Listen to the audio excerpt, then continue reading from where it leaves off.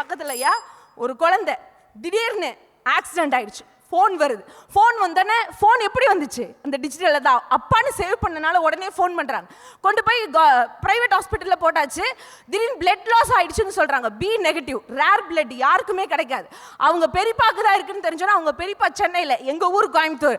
அது உடனே flight ticket book பண்ணி அவங்க பெரியப்பா வந்து நின்னாச்சு. 10 லட்ச ரூபா செலவாகும் அப்படின்னு சொன்னோன்னே உடனடியாக அவங்களுடைய அக்கா பையன் ஃபாரின்ல இருக்காங்க, நெட்டில் டிரான்ஸ்ஃபர் பண்ணி அனுப்புகிறாங்க. இன்னைக்கு 3 மாதம் முடிஞ்சிருச்சு. அந்த குழந்தை நல்லா நடக்குதுன்னு சொன்னா உறவுகளை ஒற்றுமைப்படுத்தியது இந்த டிஜிட்டல் லைஃப் தான் சார். எங்க தேனி ஒரு காலத்துல கூடு கட்டுச்சுன்னா உயரமான மரத்துல தான் கட்டும். ஆனா இன்னைக்கு உயரமான கட்டிடத்துல கூட அது கட்டுது. என்ன தெரியுமா? அது மறந்தா வேணும்னு நினைக்கல, அதாவது அதனுடைய பரிணாம வளர்ச்சிக்கு தகுந்த மாதிரி அதை மாத்திக்கிச்சு. அதனால நம்மளும் மாத்திக்கணுங்க.